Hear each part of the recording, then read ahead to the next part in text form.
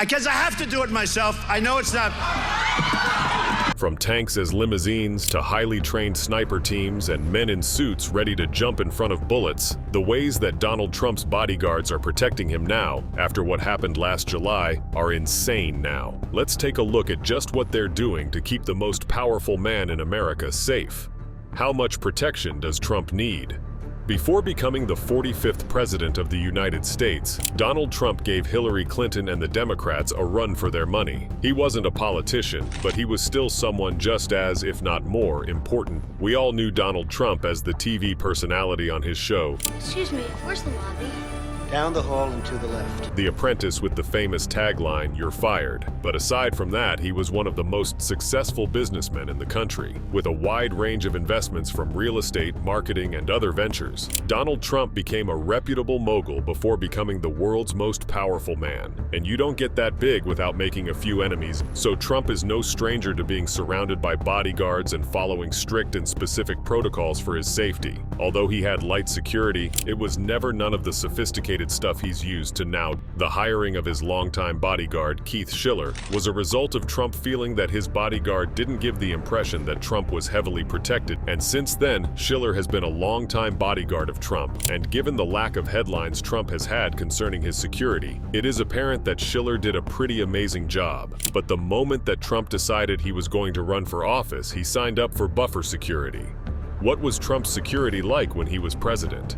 The United States presidency hasn't always been what we know it is today. When Abraham Lincoln was president, he was as accessible to the people of America as a normal government worker. People could simply walk into the White House to meet him, highlighting a stark contrast to the heavily secured office we see today. It wasn't until the Civil War that Abraham Lincoln started walking around with bodyguards. At the beginning of the 20th century, following President William McKinley's assassination, Congress voted for the Secret Service to be tasked with protecting the president. This marked the beginning of organized presidential security, with America's growing involvement in global affairs and the American public becoming ever more polarizing. Keeping the president safe required more hands, more technicality, and more tools. Advanced security protocols, cutting-edge surveillance systems, and the establishment of specialized teams like SWAT units became crucial to handling modern threats. They have had moments of weakness, allowing assassination attempts to not only be pulled off, but sometimes successful.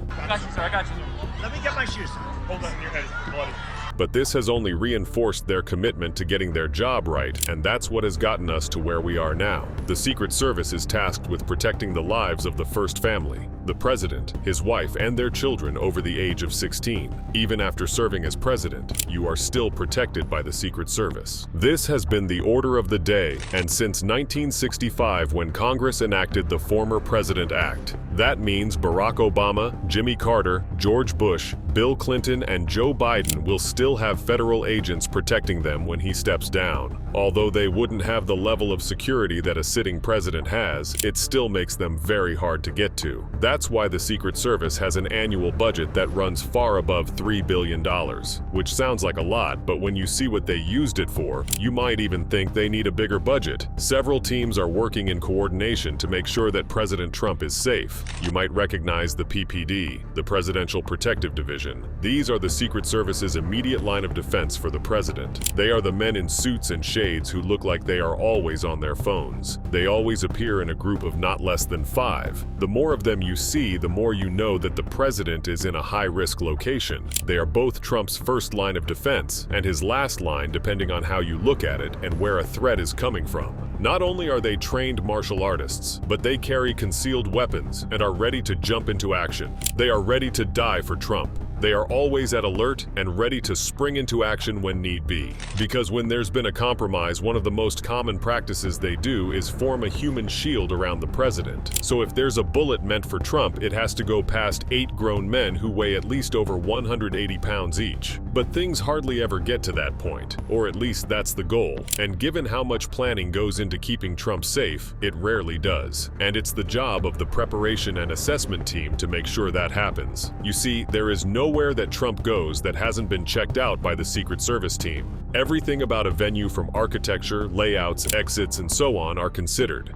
Access roads, possible places someone planning an assassination would be in. That includes all surrounding buildings and streets of a venue. So everything down to the road that the president follows, to where he sits and where he walks are pre-planned down to the minute detail. And it's not just the Secret Services that are out to protect the president. There's a coordination between them and local authorities like police. This is the most powerful man in the world, so all hands have to be on deck to keep him safe, especially when President Trump is set to make a public appearance. If the Secret Service alone were to control the crowd at every public presidential appearance, their budget would be greater than what it is. So the best way to go about things is to collaborate with local police. They know their locality better than anybody, so they share both resources and manpower with the Secret Service with the aim of achieving the same goal, keeping the president safe. And there's one thing about this job that no one talks about. You're not allowed to have breaks, because the moment word gets round that the president's guard is down, that would be the dream of anyone who would want to harm the president. Well, given that the Secret Service have a staff strength of roughly 7,000 employees, so you definitely know they have enough numbers to keep a 24-hour shift throughout the year, but it's not enough to protect the president actively.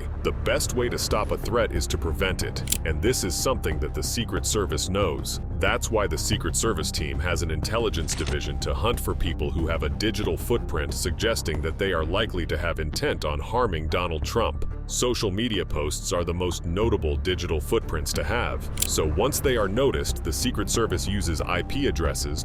Everything that guy touches turns to shit. To track down the person in real life. If it's serious, they get apprehended, and if it's not, they are watchful-eyed, continue the monitoring. Vehicles Donald Trump travels in.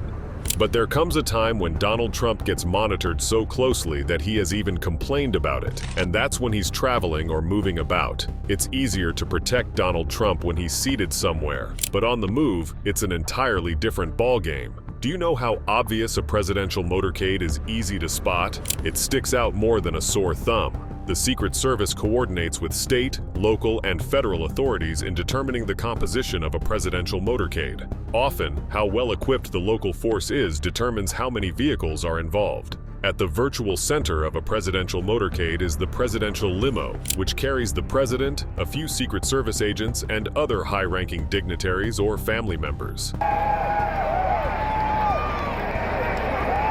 The limo carrying the president is preceded in the motorcade by different vehicles closing streets and clearing the way. Often, local police on motorcycles do that job, and is closely accompanied by at least one other limo. The two limos move back and forth, swapping places during the procession. But it really isn't a big deal because in the presidential limousine, the doors are thick enough to keep anyone inside safe from a bomb explosion and the windows are bulletproof. But it doesn't stop there. You don't expect a limo nicknamed the Beast to just be bulletproof. In the case of a chemical attack, their car is protected from it and has oxygen masks to keep the president safe. The only thing missing from this tank is a rocket launcher. And if President Trump doesn't drive like a normal ride, there's no reason to believe he flies just any normal plane.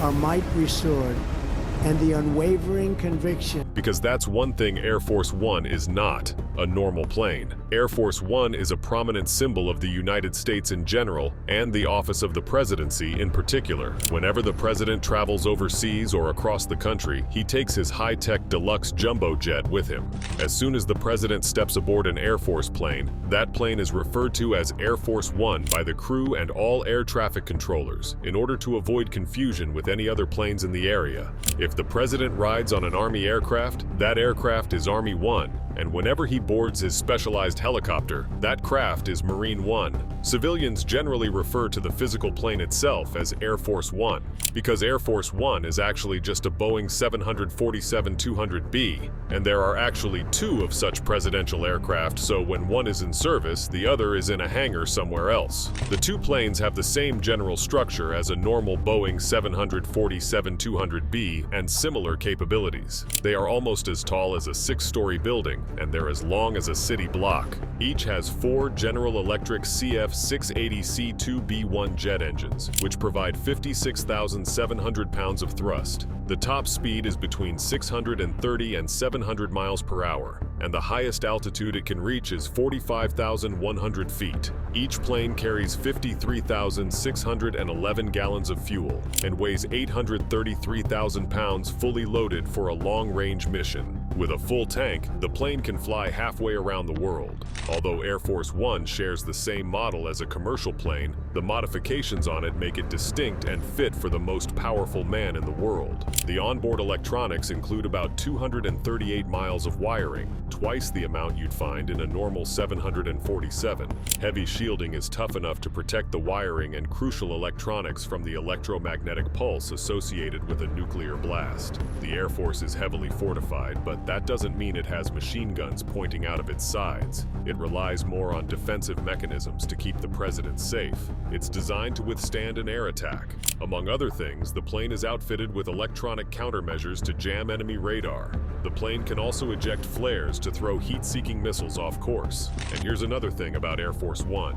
It doesn't fly alone. It was 2 fighter jets escorting it, so while there aren't any weapons on the Air Force One, it's accompanied by a lot of firepower. Speaking of escorts, there's another plane that actually flies ahead of Air Force One.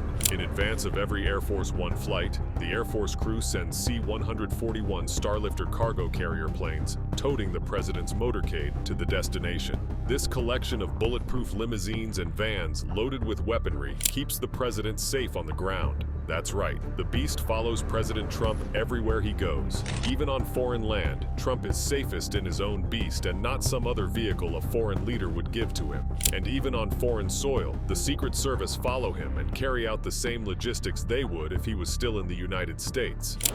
Emmanuel Macron was the first to woo President Trump. The only difference is, when they're cooperating with local authorities, it's not American police. But it seems the bulk of the Secret Service work is domestic, because that's where Trump has had the closest to actually losing his life.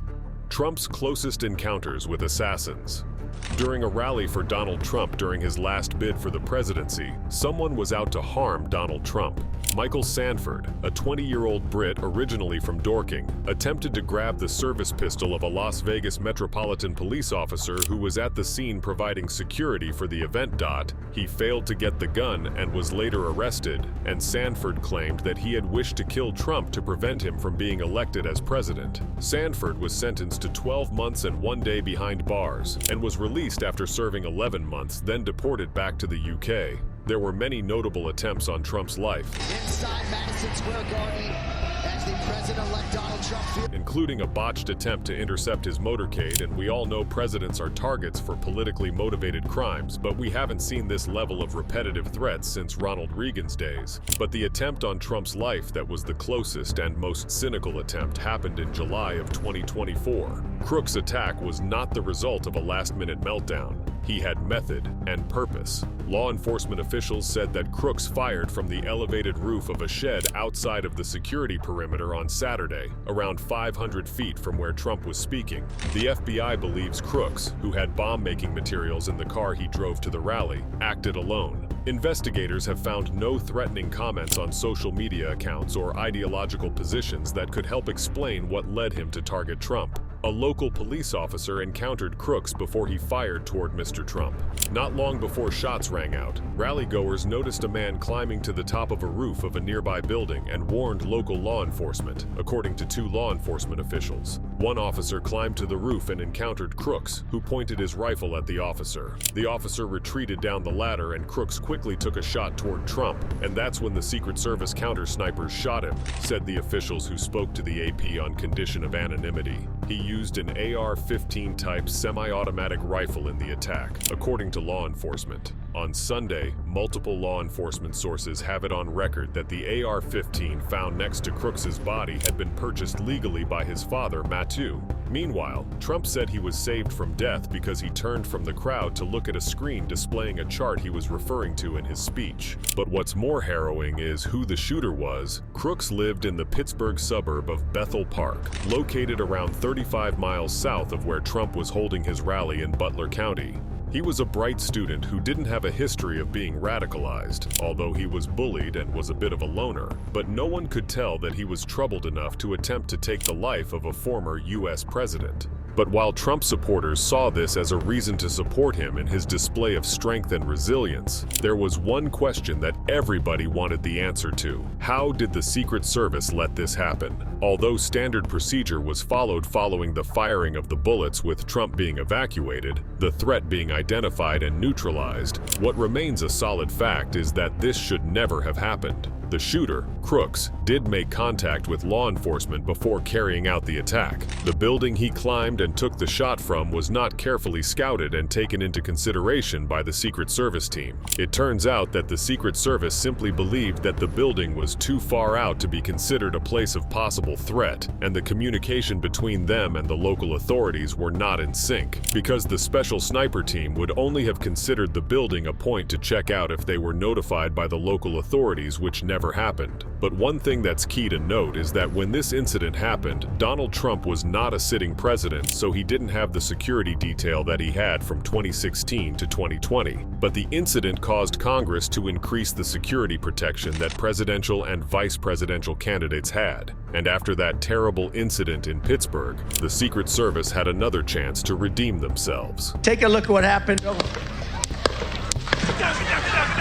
In September 2024, just 2 months after Trump survived the rally shooting, law enforcement arrested Ryan Wesley Routh after he was allegedly waiting with a high-powered rifle in the tree line of Trump's South Florida golf course on Sunday. Officials said the suspect had an AK-47 style rifle and was between 300 to 500 yards from Trump, who was golfing, when a Secret Service agent spotted the gun and opened fire. They found the rifle, a scope, 2 backpacks with ceramic tile, and a GoPro camera in the bushes outside of the golf course. An FBI affidavit said that data obtained from Ruth's cell phone provider showed his phone was in the area along the tree line at Trump International Golf Course for roughly 12 hours before he was spotted. The Secret Service said the suspect didn't have a line of sight to Trump and was several holes ahead of the former president. And now that Trump has survived all these attempts on his life and the Secret Service have seen how costly being neglectful can be, they will once again be in charge of protecting him full-time once he becomes the President of the United States again. The only thing is, they would want to do things a little differently after all that's transpired. How will Trump's security be now that he's president again?